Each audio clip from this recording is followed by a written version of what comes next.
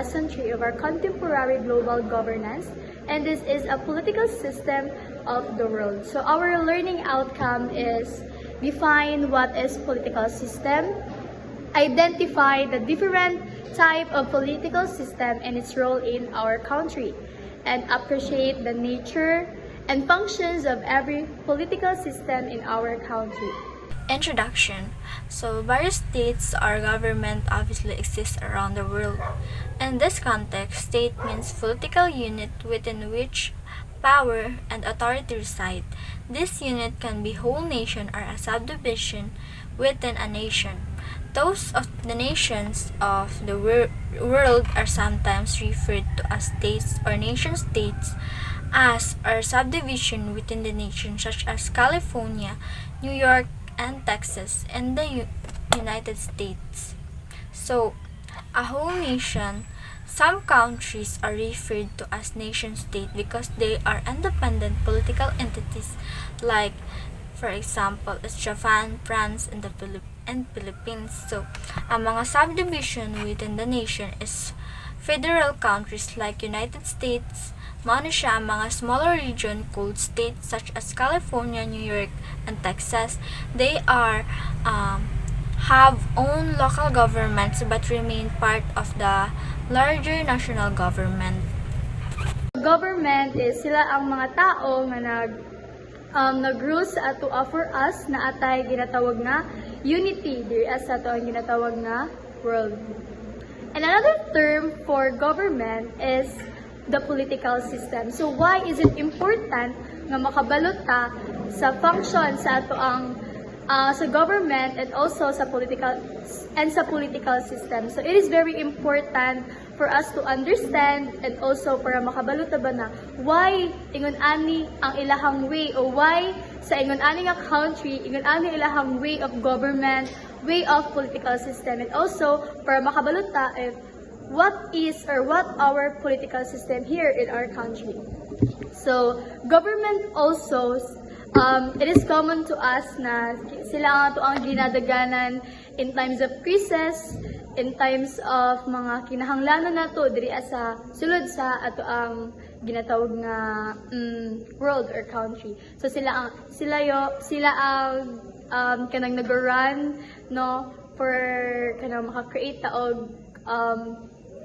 maka-create ta og hapsay na community. Okay. A political system is framework that government of his society. It's outline how power is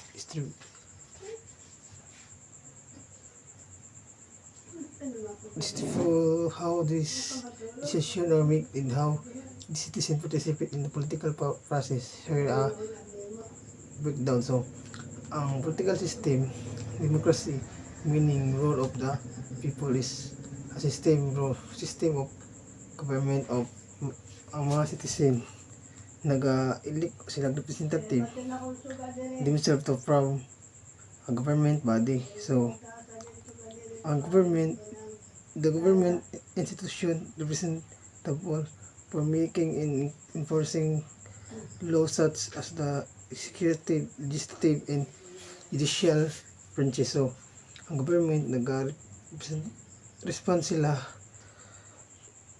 og mga enforcing law, executive, legislative, o judicial branches, judicial branches para ang mga government peaceful. So, political power is a group of individuals who share similar politics view or aims to influence government policy. So, ang mga grupo nagtagsa adunay politika nga nagatanaw sa ilang point of view, ang government naga-influence og mga policy. So, civil society, organization and individual outside of the government that play a role of political life such as non-profit advocacy group and community association. So, ang gobyerno nag-organize sa mga politika o sa mga pagdala na sa ilang grupo sa community association. So, citizenship the right and responsibility of the individual within a political system, included voting, participating in elected and holding elected office. So, ang mga citizen ingon nga ang tama ang responsibilidad ug ang mga participate vote sa mga office. So, vote sa mga office.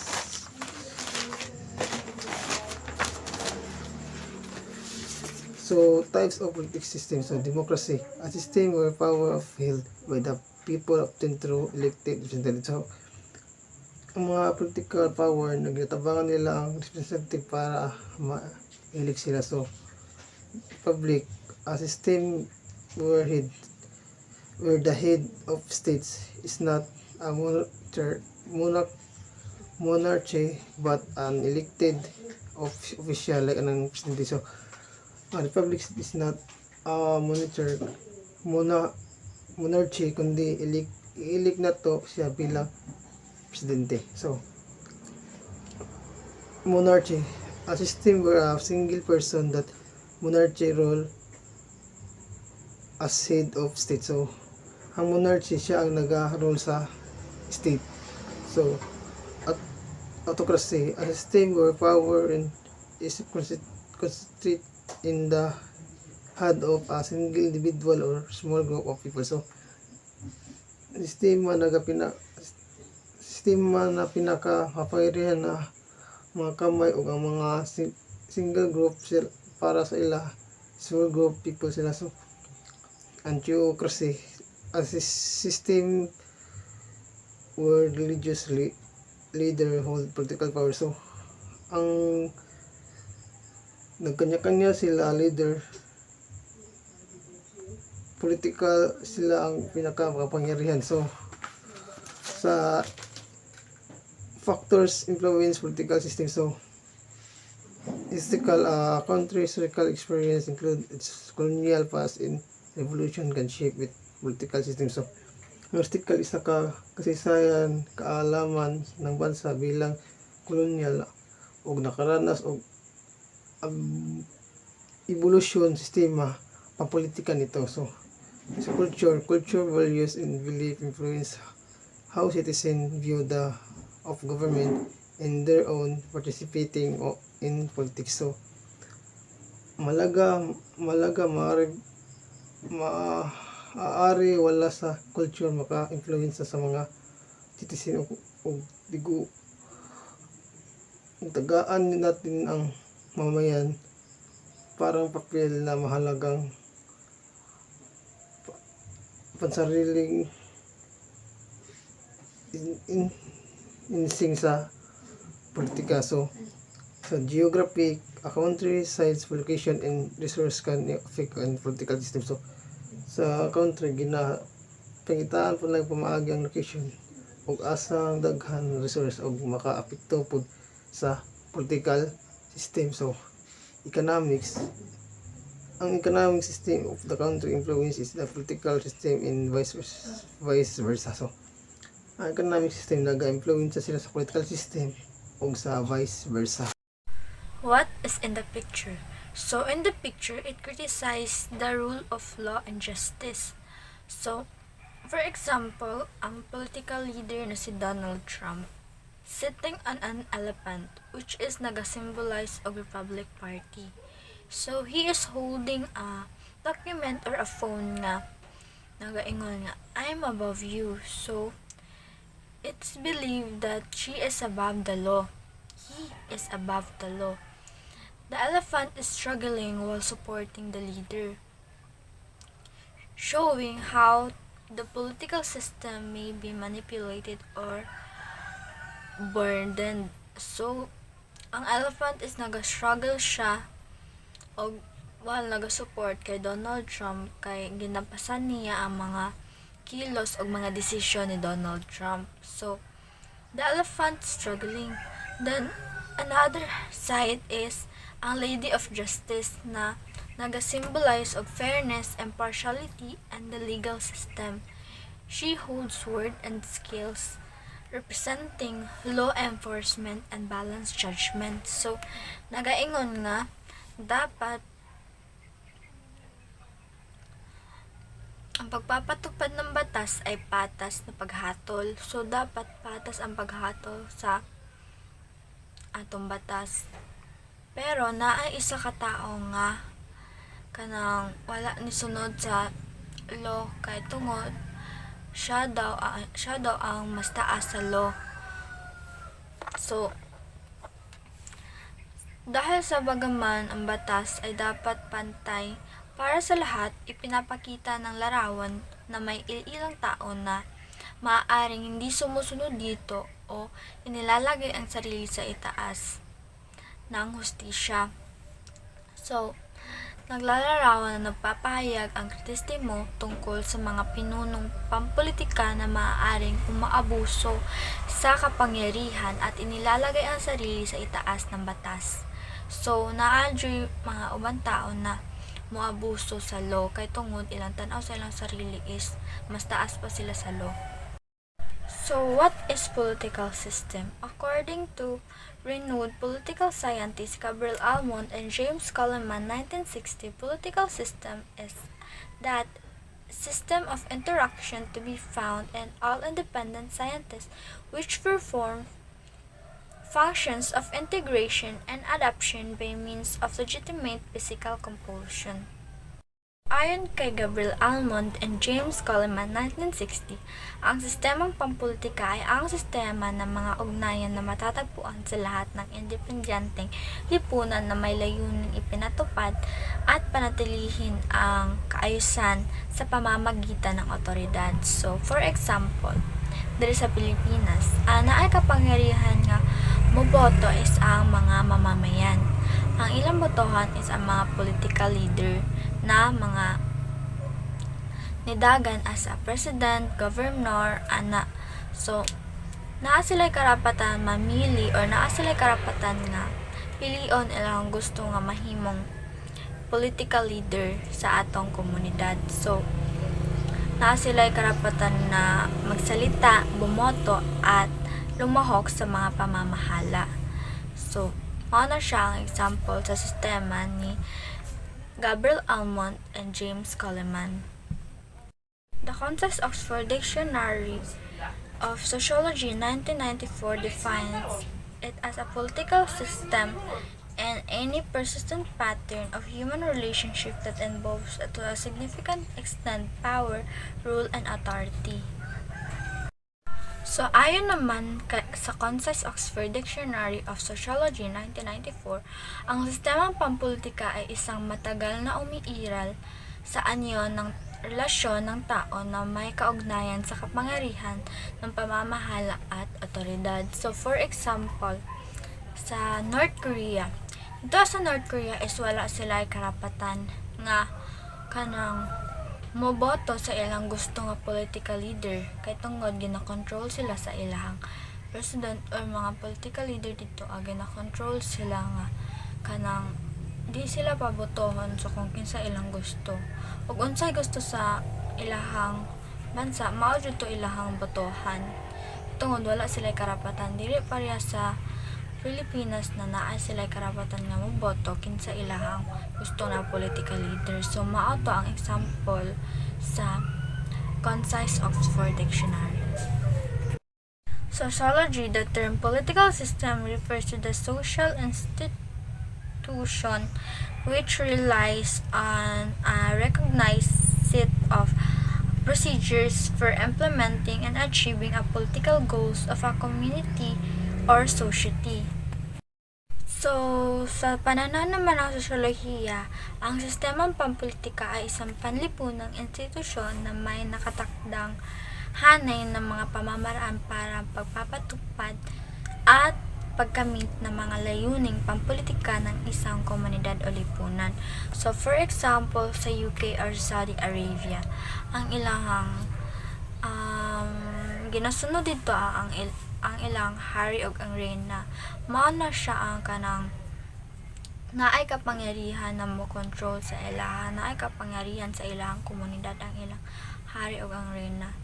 So, Hari o reyna ang tawag sa ila dito, dili mga political leader kundi hari o reyna ang ilang mga ginasunod dito. Mao na siya ang example sa sosyolohiya. Political system is a basis of political activities in a state of a material, whether that system of parliamentary democracy, absolute dictatorship, or an enlightened monarchy. So, ang sistemang pampolitika naman ay nagtatakda kung paano pinapamahalaan ang isang bansa o estado, anuman kung ito ay isang demokrasya, diktatorya o monarkiya. So, for example, sa federalismo sa Germany, kay ang naikapangyarihan ay nahahati sa pagitan ng mga pambansang pamahalaan at mga estado o rehiyon na may kanya-kanyang batas at patakaran. So, dito sa Germany is naa sila yung mga iya nga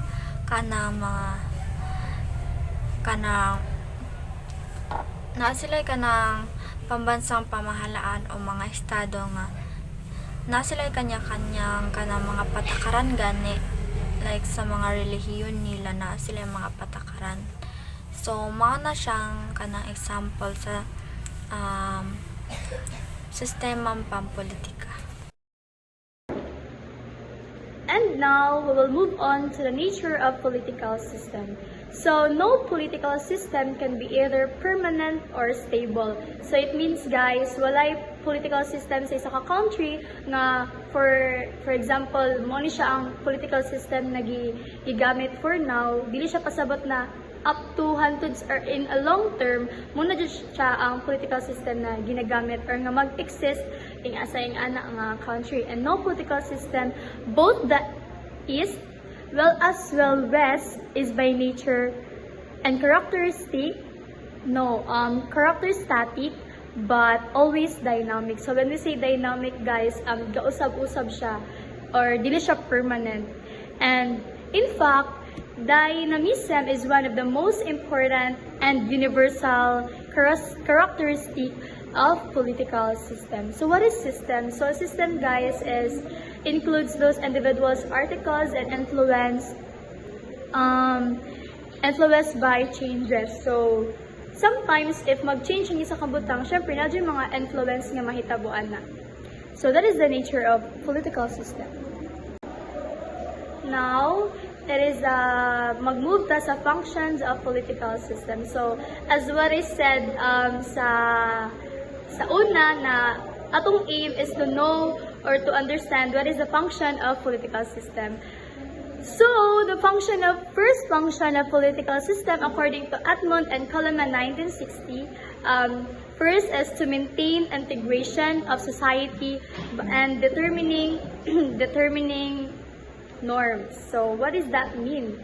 So, first is establishment of anti-discrimination laws. So, muna siyang example sa to maintain integration of society by determining norms. So, why is it important? Diba? So, we need to establish anti-discrimination laws.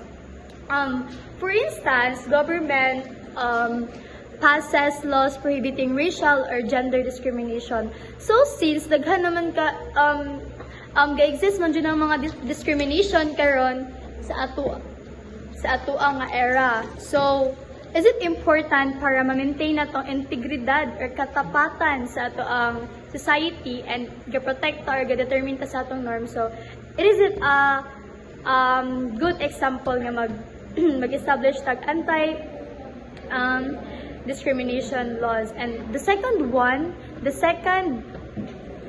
function is to adopt and change elements of social, economic, religious system necessary for achieving collective and political goals. So example of this is the implementation of education reforms to promote national development. So why is it important ang education sa atua? Because now government introduce First, compulsory education to improve literacy rate and prepare a skilled workforce for economic growth. So, is it important ang education sa ato? Because mamangod ni ang mag-mold sa ato. And if not a better education, naputay maambag sa tan society, and also, maka-help ni siya sa pag-grow sa isa ka society. Diba? And for example here, no, since nadiri no na natakil ang religious system. So, it is another example of the legalization of same-sex marriage, for example. So, nadji mga ingon ana nga lugar nga which is religious kaayo and also dili religious na pwede sa ila legalize ning same-sex marriage, no? Natin yung nakabutang na same-sex marriage in some countries reflecting a shift in social and religious norm to promote equality and human rights, aligning with the political goal, inclusivity, and democracy. So, the last three main functions sa ginaingon ni Atmon and Coleman to protect of integrity the political system outside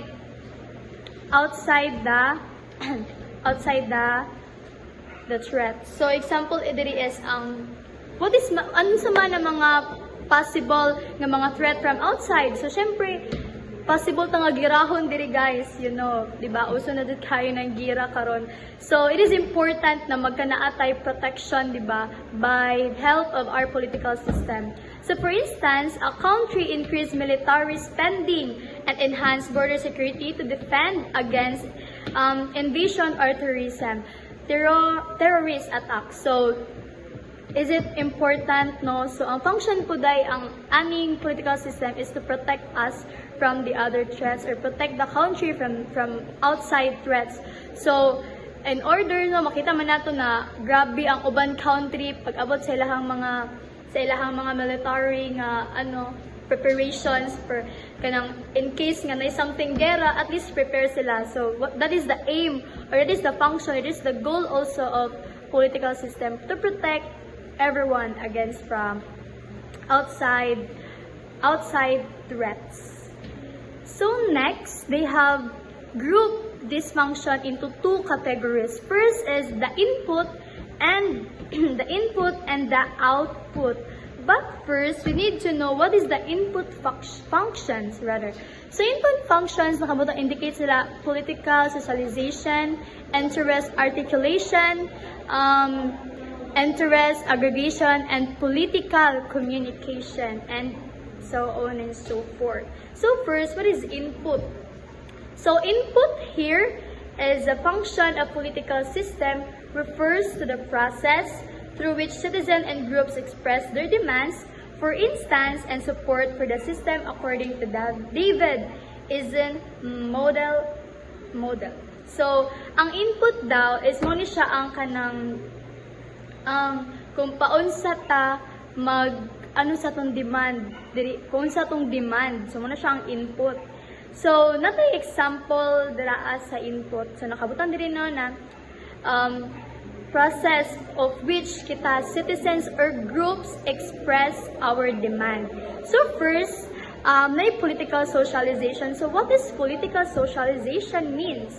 So, political socialization means how individuals develop political attitudes and get involved in politics. So, paunsa doon nato ma-shape or ma-develop mga to ang pagka-political attitudes or paunsa in what way.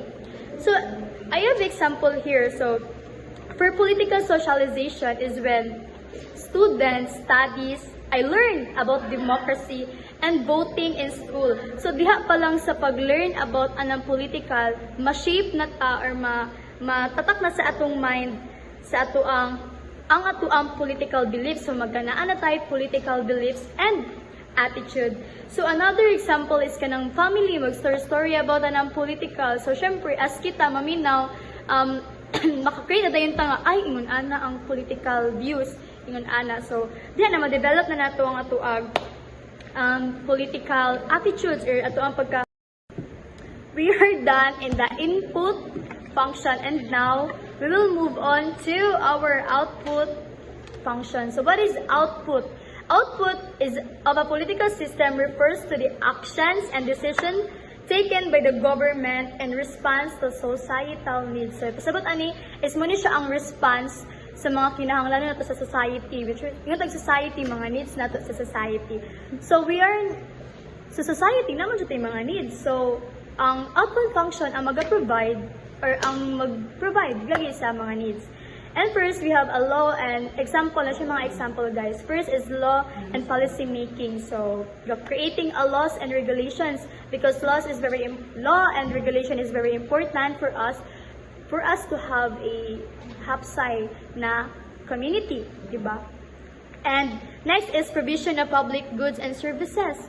Diba? As we can see, if may mga sakuna, dahil ka sila mag-offer of service sa healthcare, nanatay libre ka niya education, and also infrastructure. Next is economic management. So, economic policies for stability and growth. Next, and conflict resolution. So, pag naay conflict ang isa ka society, mag-response man dayon ni si output functions, ang political system, mag-response man dayon na siya, maghatag din na siya og kanang solution sa conflict and resolution. So next is security and law enforcement. So ganina sa ingon nila Almond and Coleman, di ba, narito sa number 3 na to protect the integrity of political system from the outside threats. So si output function pod mag-ensure po siya public safety and national security para safe tantanan, di ba? So in short, the output function aim to address societal needs and maintain stability within the system.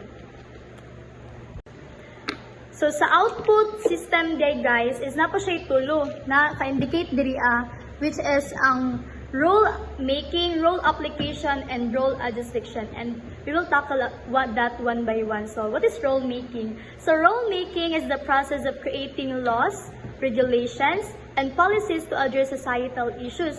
So sa role making, guys, in we say role making, gahimo siya og role, creating creating laws rather. So who, kung kinsa ang ga-create aning roles, kinsa ang ga-pamuno. So it is primarily done by a legislature or parliament congress. So next is ang role application. So what is role application? So role application is a process of implementing and enforcing laws and policies created through role making. So sila ang ga-implement. So kinsay gakuha na ni gahimo, syempre ang executive branch. So ang executive branch na bahala ana. And the last one is role adjudication. So what is adjudication man eh? Role adjudication.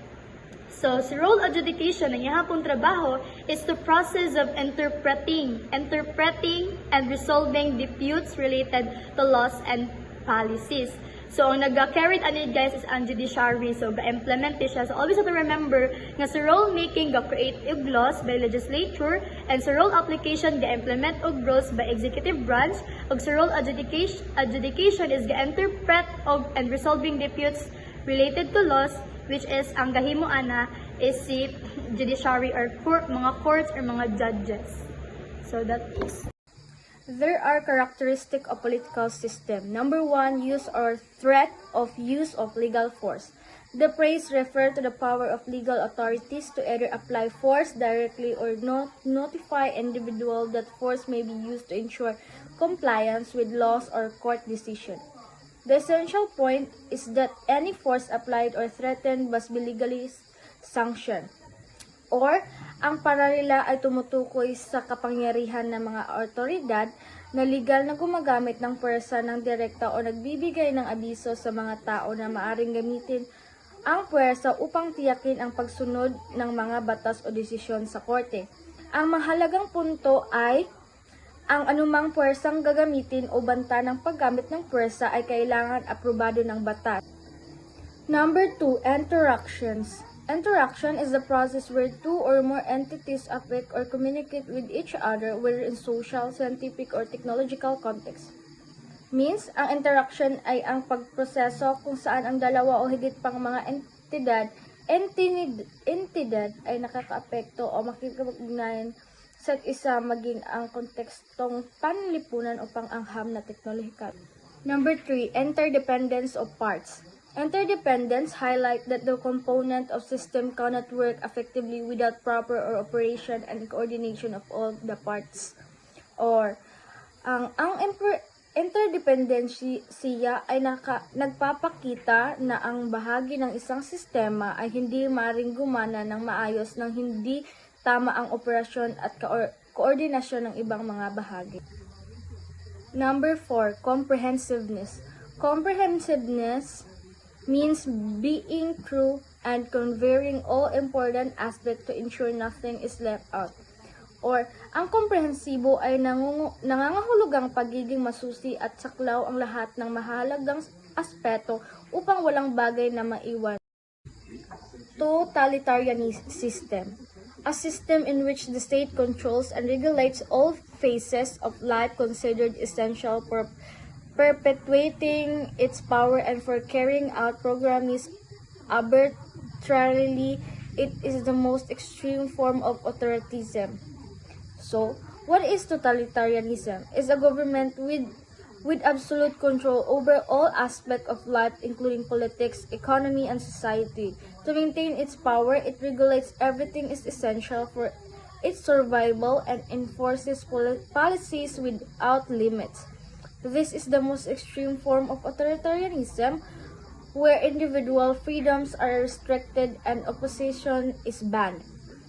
So, ang totalitarian na sistema ay isang pamahalaan na may ganap na kontrol sa lahat ng aspeto ng buhay, kabilang ang politika, ekonomiya at lipunan upang mapanatili ang kanyang kapangyarihan. Kinokontrol nito ang lahat ng mahalaga para sa kanya, kaligtasan at nagpapatupad ng mga palisiya ng walang limitasyon. Ito ang pinakamatinding anyo ng authoritarianismo kung saan ang mga kalayaan ng individual ay nililimitahan at ang oposisyon ay ipinagbabawal.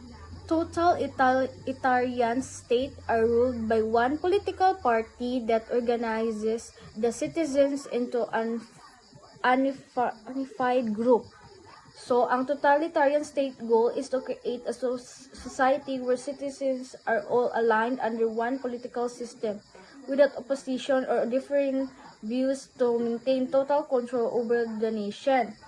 Ang layunin ng isang totalitarian na estado ay lumikha ng isang lipunan kung saan ang mga mamamayan ay magkakaisa sa ilalim ng isang sistemang pampolitika nang walang oposisyon o magkakaibang pananaw upang mapanatili ang ganap na kontrol sa bansa.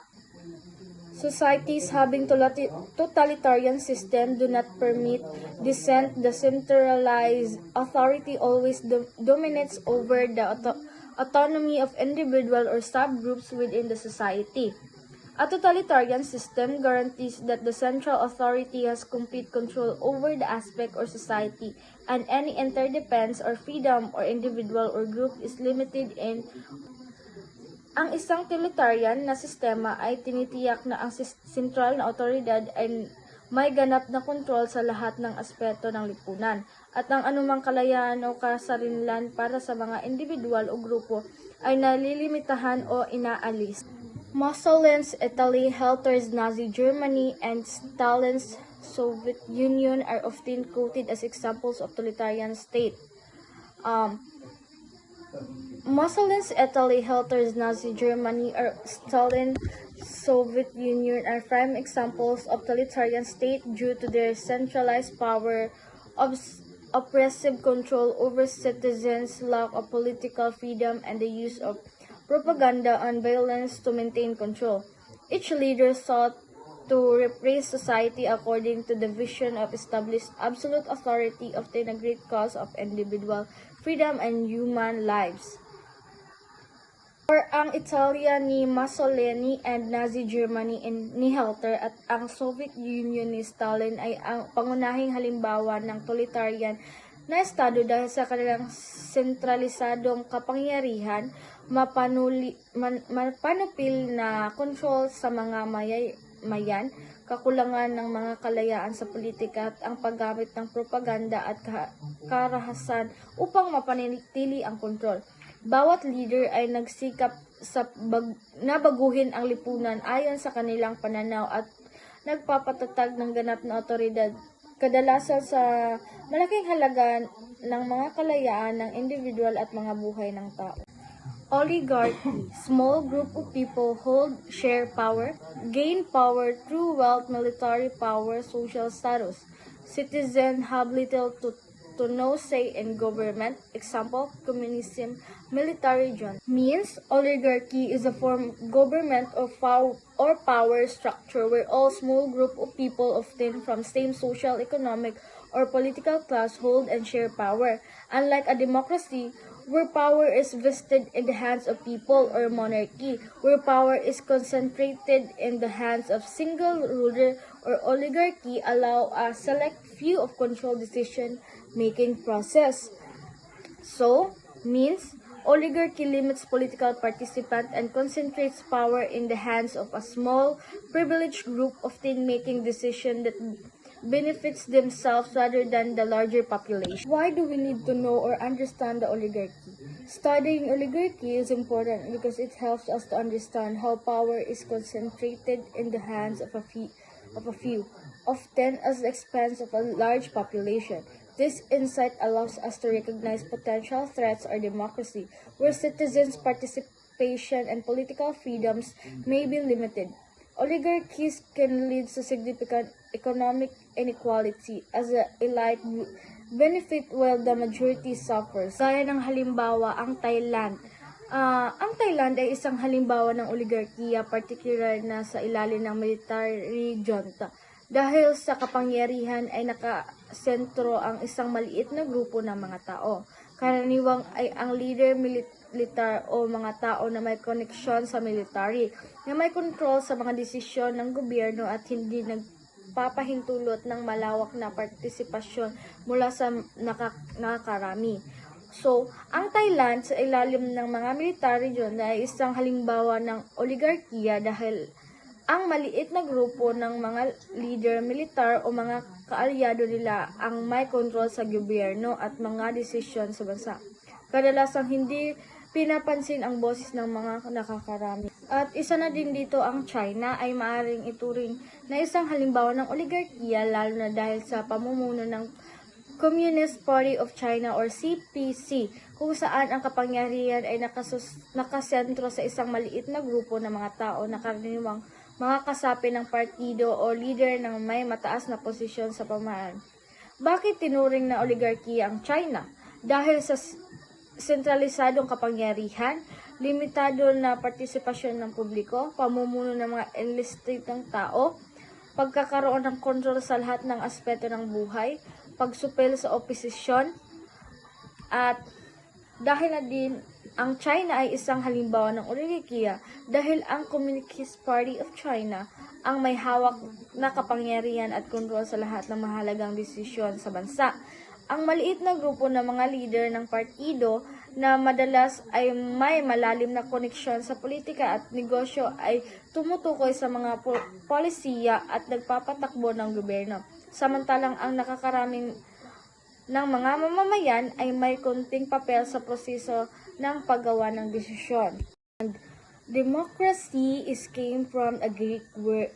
Greek means rule of the people. And according to Lincoln's steering words from the Gettysburg Address, democracy is a government of the people, by the people, for the people.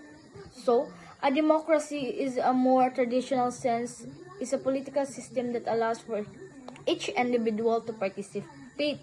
There are two rather popular type of democracy. The direct democracy is citizens could show up at meeting and then directly participate in the governing process and the process of making laws. Representative democracy, citizens elect representatives who are actually make a law.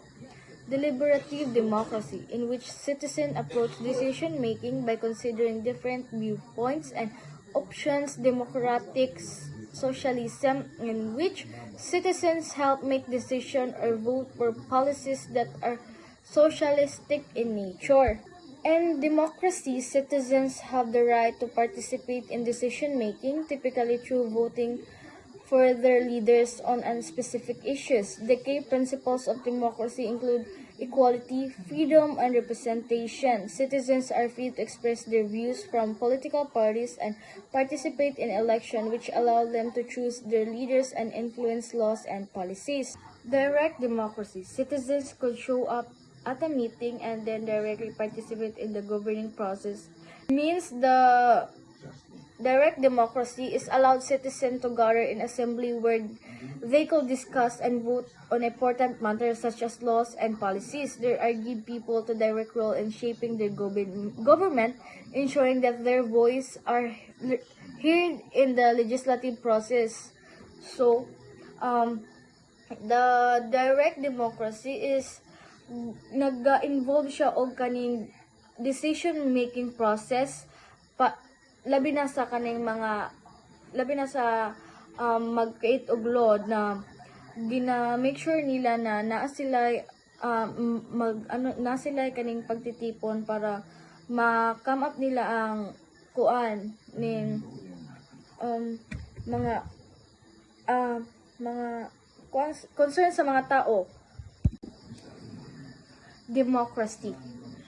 The power of government is vested in the people, either directly or through elected representatives, is emphasized citizens' right or participant in decision making, either by voting directly or laws or policies or by chosen representatives to make those decisions in their behalf. So, democracy leads and rule with the consent of the people. Citizens have say in the laws and politics. Can be direct or representative.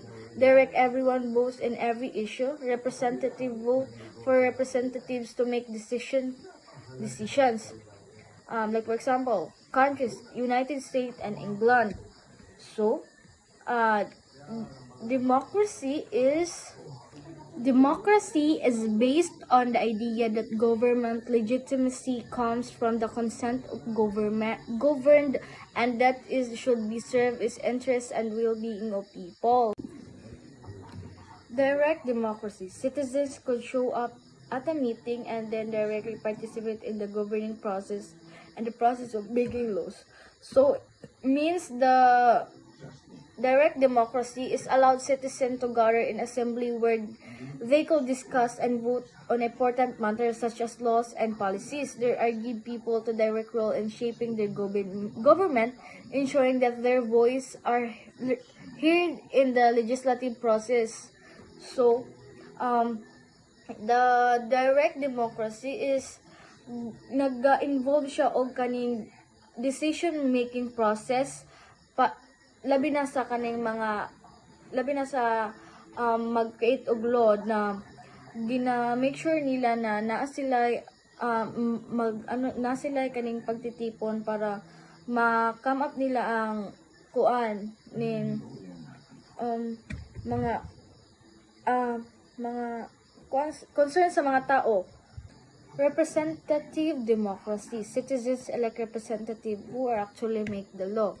So, ang representative democracy ay sa sistemang ito, ang mga mamamayan ay hindi direktang bumoboto sa paggawa ng mga batas, kundi sila ay pumipili ng mga kinatawan o mga opisyal sa pamamagitan ng halalan.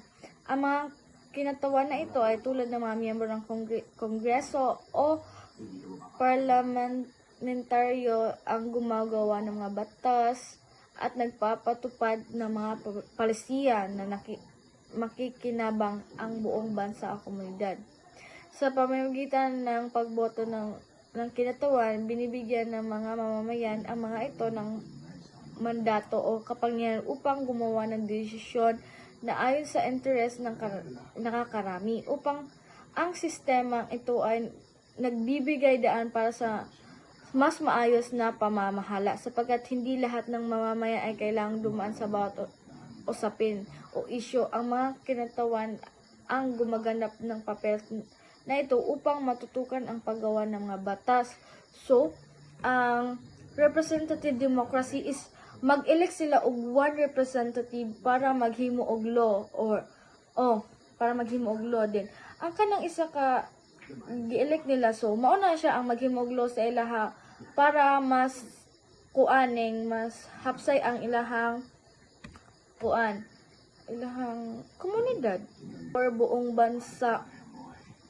Then also dili lang man sila ang makinabangan na kundi tanan na naadiraan nagpuyo or ang mga katawhan. A republic is form of government where the supreme power is held by the people and their elected representative. That differ from a monarchy where power is held by a single person, usually king or queen. So, ang republika sa usa ka forma sa gobyerno diin ang nagabot ang mga tao sa hari-usari na ang hari uray na mao ang nagakontrol sa nasod or sa gobyerno. So, key of republic of include elected representative. Citizen choose their leader through election. So, ang mga citizen daw nagapili sila og kung kinsa ilang botohan. So, separated of power. Government's function are divided among different branches like the executive, legislative, and judicial. So, ang gobyerno nag-decide sa different branches like anang executive, legislative, and judicial. So, constitutionalism. A written constitutionalism outline the role and limits of government. So, ang constitutionalism sulat sila outline nga rule sa gobyerno. So, like anang mga gipanghimo nila nga mga rule sa ilang mga nasod o atong nasod. So, rule of law, everyone is equal under the law of government action o subject the legal to legal constitution. So, ang nagamando sa balaod like anang gobyerno, mando nila ang balaod para ang mga tao ginamando nila ang balaod para makatabang sa ginamando nila ang balaod para ang mga illegal dili nila makuan o mga legal ilang makontrol. So example ng republic include mo na ang United States, France, o India, or in the Philippines. Mo na sila ang example sa republic include. A monarch is a form of government where a single person, the monarch, or the head of state. The monarch typically inherits their position through a hereditary system, often passing the throne to their heirs with work. So, ang hari nag-form sa gobyerno ug nagahari siya sa tibok na buhay niya ug sa tibok nasod. Typical monarchies. Absolute monarchies hold absolute power with a limitation or the authority they make is the decision and make complete control over the government. So,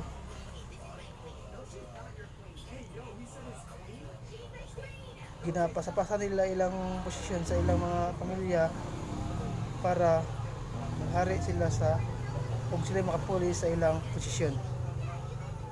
Sa constitutional monarch, their monarch's power is limited by a condition and their typical share power with a parliament or other elected body. So, ang monarchs nagasimbolo sa national unity, sila ang nagtataglay ng kapangyarihan sa politika. So, limited observed power, the extent of the monarch power depending on the specific monarch. So, ang monarch sila ang pinaka gamhanan, sila ang nagakontrol sa ilang gobyerno. So, na example of monarch. So, kaning United Kingdom, sila United Kingdom, a control monarch with the King Charles III is the head of it. So, sila ang nagakontrol sa batas. Muna si King Charles III. Muna nagakontrol sa UK. So, sa Saudi Arabia, absolute monarch rule by the King Salman. So, si King Salman isang ganap na mamumuno sa lugar ng Saudi. So, sa Japan, constitutional monarch with the Emperor Naruhito na as head of course. Si bilang pinuno ng emperor sa Estados Unidos. Muna si si Emperor Norihito sa Japan. So, communism is strive to achieve classes. So, what said here, no, a communist state is based on the ideology of communism and taught by Marx and or Lenin communists. So, ang father running communism, guys, is wala lain kundi si Karl Marx. So sa una is daghan kay kanang mga kanang pananakit nga nahitabo or kanang dili siya pantay-pantay nga pagtrato ba. So gihimo ang communism as a solution para ma-address ni siya nga issue. So diri sa communism guys is kanang walay kanang ownership ba, like for example ang negosyo ay pag-aari ng publika. So diri sa feminism is tanan sila manggagawa pantay-pantay ang ilahang kanang sahod o pantay-pantay ang ilahang way of living. So ang feminism is kanang sa madaling salita kanang sa ilaha is kanang walay ingon nga kanang tay na kay negosyo. So pag na kay negosyo guys is kanang dili ingon nga ang tanan nga income anay sa imuha padulong. So as a owner as sa kaning nga system as a owner kanang kwao na sa katong nagapadagan ana ang communism ang imuhang income. So walay mapadulong sa imuha pero dili tanan. So tagaan lang kag share nga which is limited money lang or kanang sa kung unsa lay nasabutan ninyo nga money ba, and the rest ana is ihatag na siya sa mga katawhan. So kanang brag kung unsay imuha maupod ang ilaha mo na siya sa communism. So ingon diri ay sa madaling salita kung ano ang meron sa iyo ay dapat ibahagi mo sa amin or sa akin. So dili pasabot nga wala na kay karapatan ana bisag imuha na nagyapon kay karapatan, but syempre maghatag gyapon kag part para sa uban. So tagaan mo analogy sa para mas masabtan ninyo guys, analogy sa communism. So for example, na ay isa ka table or lamisa. So lamisa stand for muna siya ang bansa or ang lipunan. O ang baso muna siya ang kanang mamamayan, lahi nga baso. And sa mamamayan, sa lipunan ay may iba't ibang klase ng pamumuhay. Syempre, di man dyan naman ikagan nga lahi tag pamumuhay, depende sa trabaho nato o sa negosyo nato. And ang tubig represent siya as kanang yaman, tsaka tumbas na yaman. Kung sa communism atong basihan guys, pag ibutang nimo na siya tanan, sa bisag lahi na siya forma sa baso, pag yabuan na sa tubig or sa yaman, pantay-pantay lang din na siya. Wala na siya walay mataas, may makulang. Sa communism, pantay-pantay ra po na siya. And the water pump here guys, is muna siya ang nagapamalakad ng communism agenda. So according to German philosopher na si Karl Marx ay ama ng communism, di ba? So according to him, from each according to his ability to each according to his need. So ingon sa iyaha ingon po day si Karl Marx ani guys nga feminism against socialism mo ba to? Ay capitalism rather. So ingon diri nga ang income guys dito dapat maadto sa mga tong owner dapat sa mga manggagawa. So ang ni guys, ang nakanindot ani is ang mga manggagawa or mga workers is kanang maano sila ba kanang maganahan sila nga ay syempre pantay-pantay ang treatment, so dapat maningkamot ana-ana kay ganahan sila magtrabaho kay makabalo man sila nga ang inaguan nila is mapailaha. So muna siya ang nakanindot dira sa ato ang koan. So mao to, that is a communism. So dictatorship guys is a dictator is the main individual ruling the country. So sabot na ay isa ka dictator na siya ang mag-rule sa country.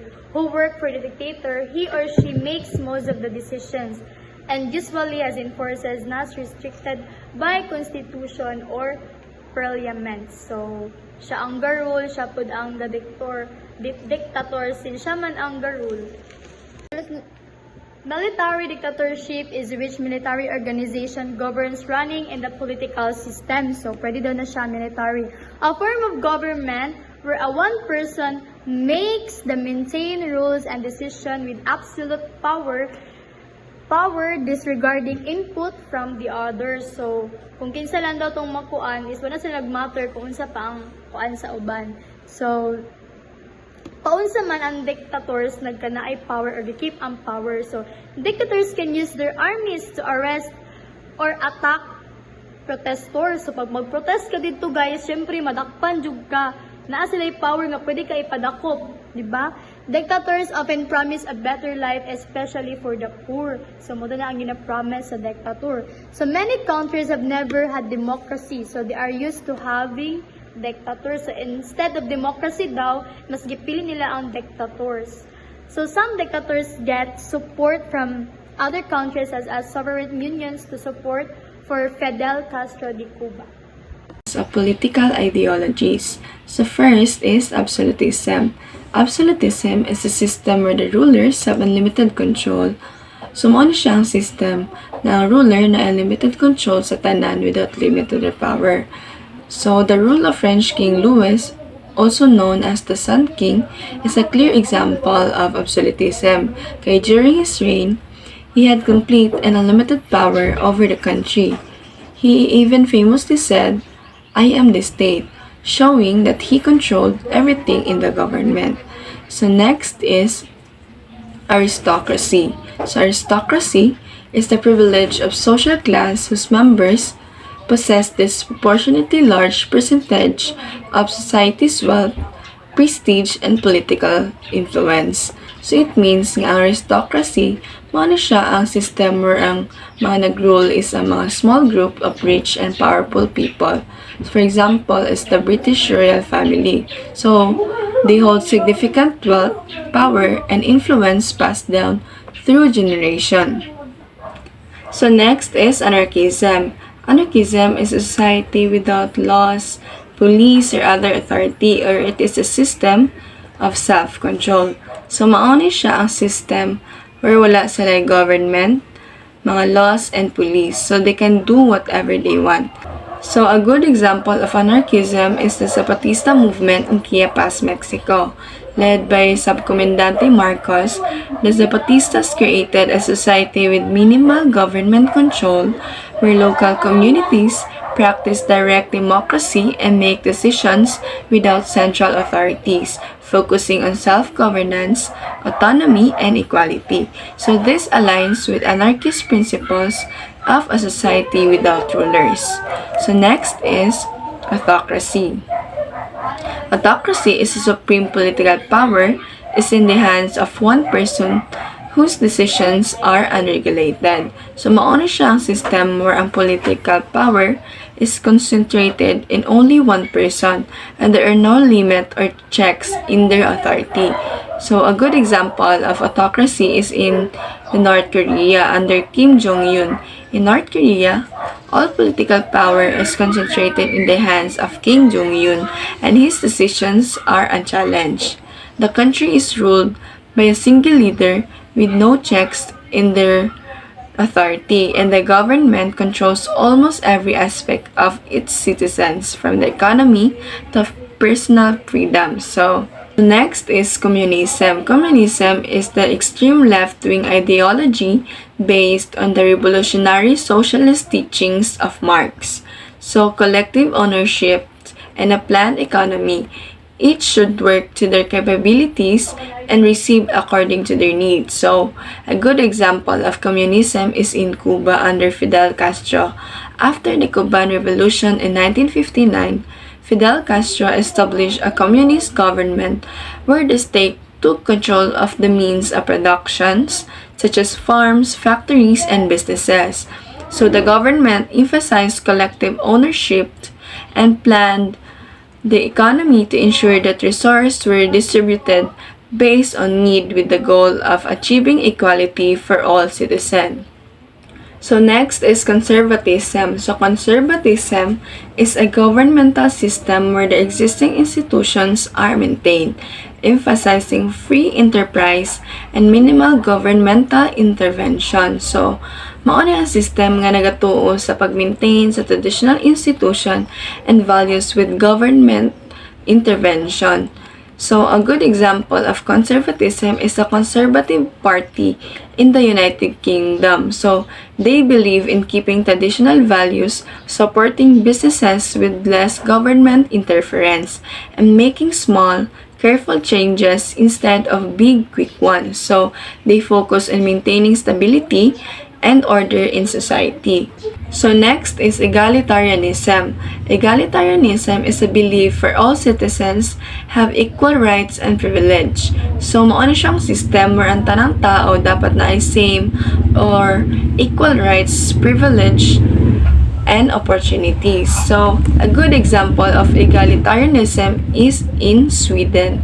So, Sweden is known for its strong focus on equality, where the government works to ensure that everyone has access to the same opportunities such as healthcare, education, and social services. So, they have policies that aim to reduce income inequality and promote gender equality, ensuring that all citizens have equal rights and opportunities. Next is fascism. So fascism is an extreme right-wing ideology where the existing social order is protected by the forcible suppression of the working class. So a good example of fascism is in Nazi Germany under Adolf Hitler, where the government had total control, suppressed opposition, promoted extreme nationalism, and used violence to maintain power, while persecuting certain groups like Jews.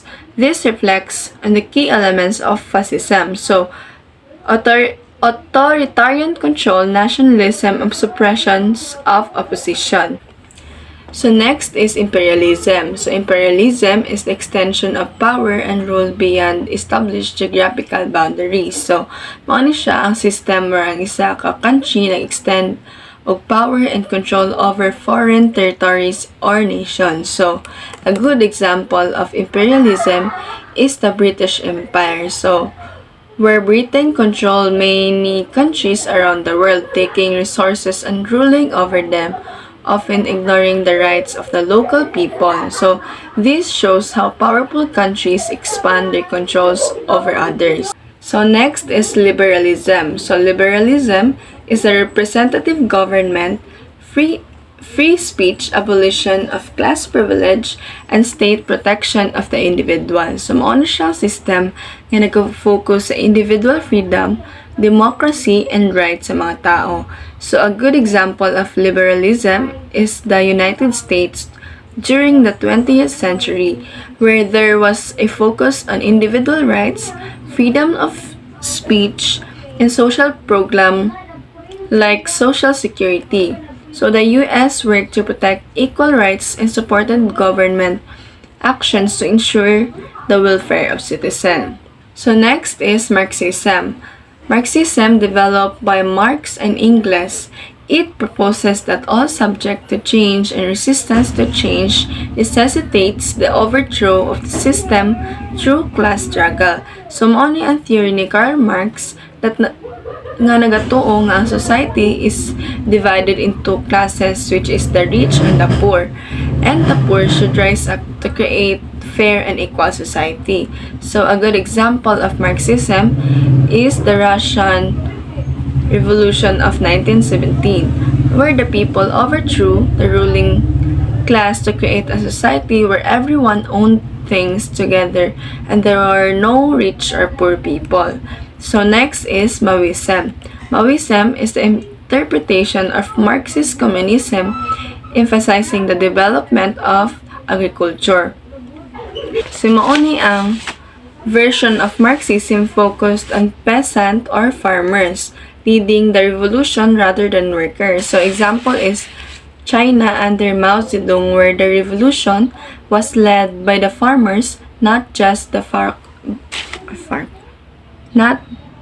not just factory workers. So next is nationalism. So nationalism is the unification of the state and release from foreign rule. So mao ni siya system where the people should be loyal and proud sa ilang own country, sometimes at the expense of others. So, for example, the independence movement in countries like India, where people wanted to break free from British rule and form their own nation.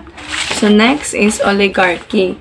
So, oligarchy is a system of government in which virtually all power is held a small number of wealthy people who shape policy to benefit themselves. So, mo na system nga controlled by a small group of powerful people who shape policy to benefit their interest. So, a good example of oligarchy is Russia today, where a small group of wealthy individuals and political elites hold most of the power and influence in the country. So these people often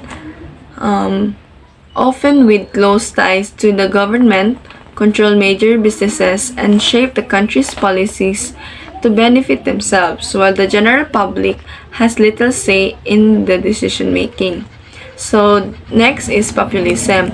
Populism is the collective noun for the ideologies which demand the redistribution of political power and economic leadership to the common people. So, mauni siya ang system nga nag-focus sa common people advocating for political and economic reforms that benefits the majority. So, a good example of populism is Jair Bolsonaro in Brazil. He spoke directly to the ordinary people, promising to fight corruptions and focus on their needs. While challenging the political elites, he used simple, direct language to support form of the general public. So next is socialism. So socialism is a left-wing political system where the principal means of production, distribution, and exchange are in common ownership. So mao ni ang system where ang government controls major industries and ensures nga ang tanan na ay resources sa basic needs like healthcare, education, and housing. So, for example, sa Scandinavian countries like Sweden and Denmark, nga naa sila socialist policies where ang government nag-provide of free healthcare, education, and etc. So, next is theocracy.